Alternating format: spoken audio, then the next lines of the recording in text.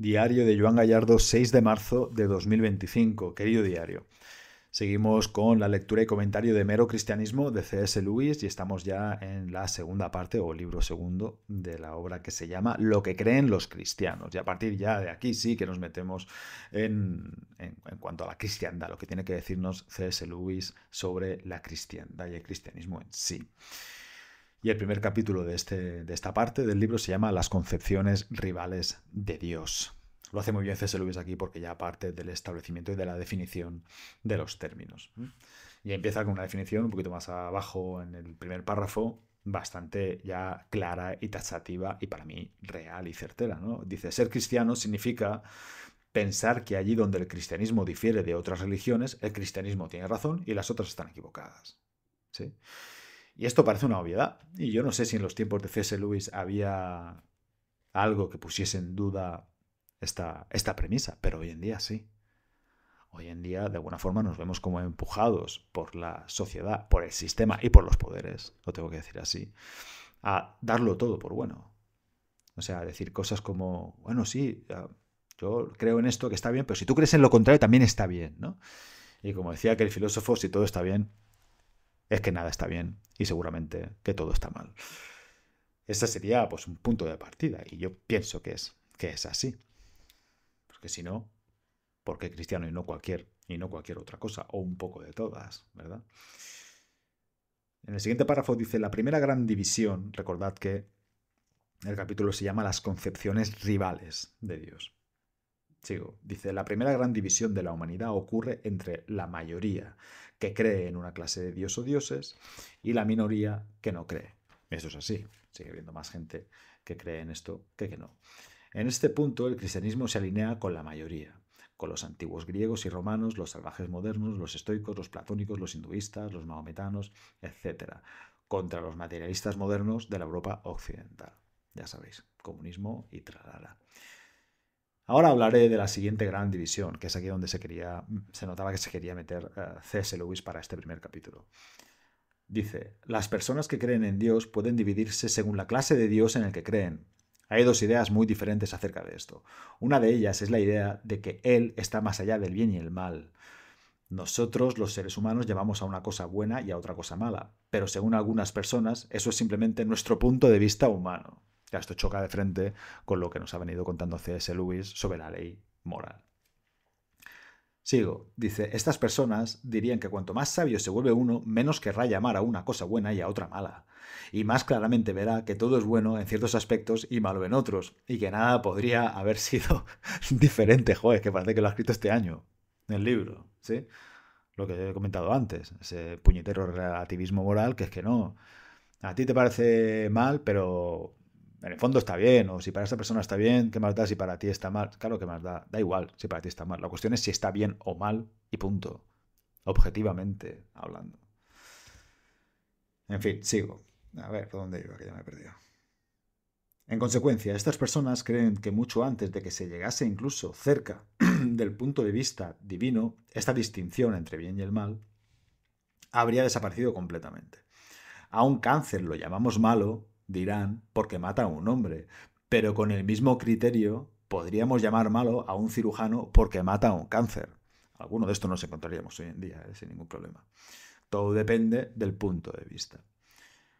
La otra y opuesta idea es que Dios es definitivamente bueno o justo, un Dios que toma partido, que ama el amor y rechaza el odio, que quiere que nos comportemos de una manera y no de otra.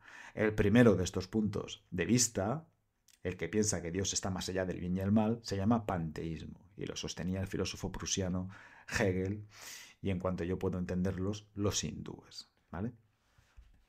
Más adelante, hila con esto que os acabo de contar y dice, si no os tomáis demasiado en serio la distinción entre el bien y el mal, es fácil decir que todo lo que se encuentra en el mundo es parte de Dios. Pero naturalmente, si pensáis que algunas cosas son realmente malas y que Dios es realmente bueno, entonces no podéis hablar así. Debéis creer que Dios está separado del mundo y que algunas cosas que vemos en él son contrarias a su voluntad. Ante un cáncer o un barrio de chabolas, el panteísta puede decir, si solo lo vierais desde el punto de vista divino, os daríais cuenta de que esto también es Dios.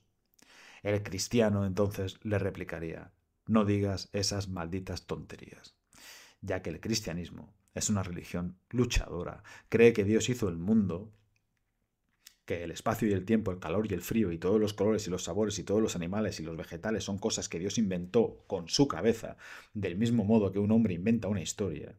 Pero también piensa que hay muchas cosas que han ido mal en este mundo que Dios creó y que Dios insiste, e insiste en voz muy alta, en que volvamos a enderezarlas. ¿Mm? Voy muy en la línea del episodio de ayer y del otro día. O sea, seamos serios, caray, y seamos maduros en las cosas que estamos diciendo. Y yo puedo entender, porque a mí me pasa, que no tengamos todas las respuestas. Pero eso es una cosa. Y otra muy diferente es ante la ausencia de ciertas respuestas, dar por buenas respuestas bastante ilógicas. Dar por buenas y por absolutamente certeras respuestas que tienen toda la pinta de ser bastante erróneas o bastante falsas. O sea, si Dios existe, tiene que ser de una forma determinada. ¿Mm? Tiene que ser de una forma determinada, tiene que tener unos poderes determinados y sobre todo, que esto no veo que mucha gente hable sobre esto o que caiga en esto, tiene que tener unos motivos determinados y unas intenciones determinadas. Porque si no, estamos pensando en un Dios que tira los dados. Y punto. Y que nosotros simplemente somos la consecuencia de una de esas tiradas de dados.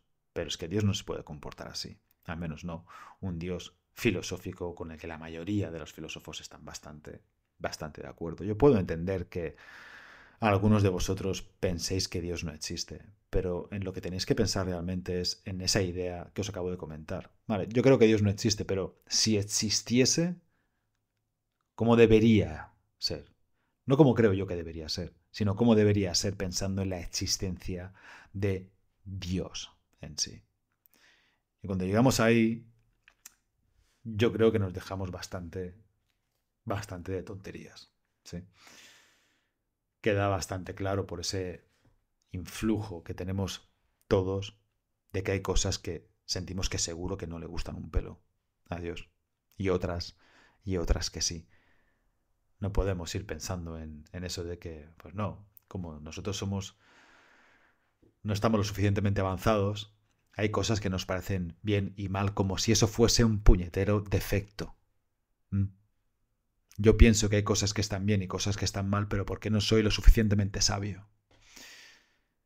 Y en esas estamos hoy en día, a nivel de sociedad, con esta laxitud y con esta maleabilidad en todo lo que se refiere a la ética y a la moral. Sí. Y creo que mucho mejor nos vendría volver, como dice C.S. Lewis al final, a enderezar esas ideas para poder andar más rectamente y mejor como individuos y también como sociedad. Nada más, pues nos vemos el lunes, si Dios quiere. Paz.